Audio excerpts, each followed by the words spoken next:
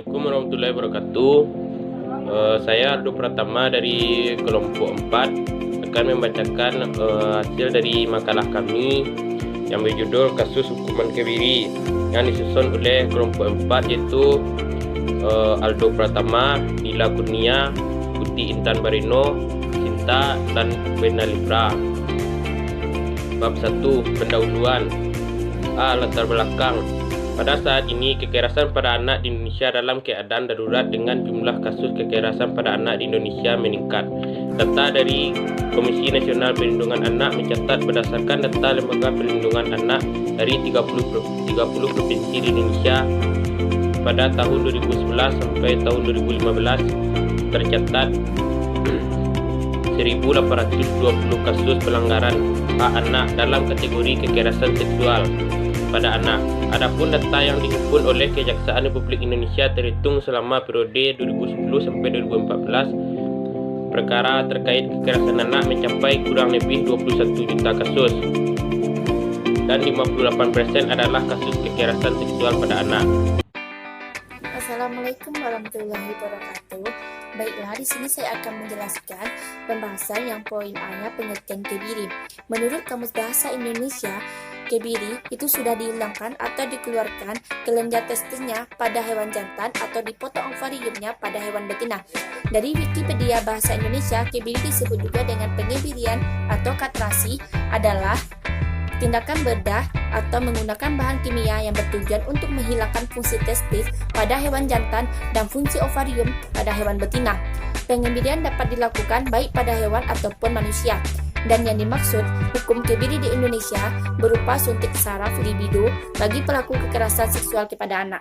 Baiklah teman-teman, di sini saya akan melanjutkan materi yang sebelumnya telah disampaikan oleh rekan saya, Cinta, yang mana materi tersebut tentang pengertian hukum kebiri.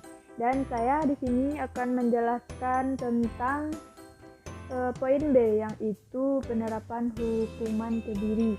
Penerapan hukuman kebiri ini terdapat di dalam pasal 81 dan pasal 82 Undang-Undang Nomor 23 Tahun 2002 tentang Perlindungan Anak. Pasal 81 itu menyebut pasal 81 Undang-Undang Nomor 23 Tahun 2002 menyebutkan bahwa setiap orang dengan sengaja melakukan kekerasan atau ancaman kekerasan terhadap anak dan memaksanya melakukan persetubuhan dengannya atau dengan orang lain, maka dipidana dengan pidana paling lama itu 15 tahun penjara, sedangkan paling singkat itu 3 tahun penjara. Dan dendanya paling banyak itu 300 juta rupiah, paling sedikit 60 juta rupiah. Sementara teman-teman, di dalam pasal 82 Undang-Undang Nomor 23 Tahun 2002 berbunyi bahwa setiap orang yang dengan sengaja melakukan kekerasan atau ancaman, memaksa, melakukan tipu muslihat atau serangkaian kebohongan, atau membujuk anak tersebut melakukan perbuatan cabul, maka pelakunya tersebut juga diancam dengan pidana penjara paling lama 15 tahun penjara dan paling singkat 3 tahun penjara. Sedangkan dendanya juga sama dengan pasal sebelumnya, yaitu paling banyak itu 300 juta rupiah dan paling sedikit 60 juta rupiah. Dari penerapan undang-undang ini, maka jelaslah teman-teman, maka hukuman kebiri ini harus dilakukan. Kami pro dengan hukuman C. Kasus hukuman kebiri. Peraturan Pemerintahan Pengganti Undang-Undang Nomor 1 Tahun 2016 tentang perubahan kedua atas Undang-Undang Nomor 23 Tahun 2002 tentang Perlindungan Anak disambut pro kontra, khususnya masalah hukuman kebiri. Kita tentunya sepakat dengan pemerintahan bahwa pelaku kejahatan seksual terhadap anak dihukum berat anak-anak mesti dilindungi dari segala macam bentuk kejahatan. Namun menyangkut hukuman kebiri, masih terjadi beda pendapat di kalangan masyarakat. Hukuman kebiri merupakan sanksi tambahan dari Perpu yang sudah ditandatangani oleh Presiden Joko Widodo dan segera dikirim ke DPR untuk mendapatkan pengesahan. Sanksi tambahan lainnya yaitu pengumuman identitas ke publik serta pemasangan alat deteksi elektronik. Perpu ini memberatkan sanksi bagi pelaku kejahatan seksual yaitu hukuman mati, penjara seumur hidup maksimal 20 tahun penjara, minimal 10 tahun penjara.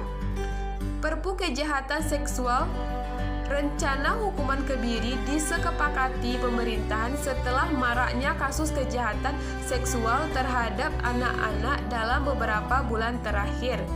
Selain kebiri, ada juga hukuman mati yang bakal diatur dalam Perpu kejahatan seksual. Kita sepakat melakukan pemberatan hukuman bagi pelaku kejahatan seksual, kata Menteri Koordinator Pembangunan Manusia dan Kebudayaan, Puan Maharani, usai menghadiri rapat membahas masalah itu di kantor Presiden. Puan menambahkan dalam Perpu terdapat 4 sanksi tambahan yaitu hukuman kebiri, hukuman mati terhadap pelaku kalau korbannya meninggal dunia dan mengalami trauma, dipasang gelang dengan cup khusus setelah pelaku keluar dari penjara, dan identitas para pelaku akan dipajang di ruang publik untuk memberi efek jerah. Kesimpulan dari materi kami adalah di Indonesia kebiri disebut juga dengan pengebirian atau kastrasi, yang artinya adalah tindakan bedah atau penggunaan bahan kimia yang bertujuan untuk menghilangkan fungsi testis pada jantan atau fungsi ovarium pada betina. Sebagai alat pengendali sosial, hukum dianggap berfungsi untuk menetapkan tingkah laku yang baik dan tidak baik atau perilaku yang menyimpang dari hukum, dan sanksi hukum terhadap orang yang mempunyai perilaku yang tidak baik.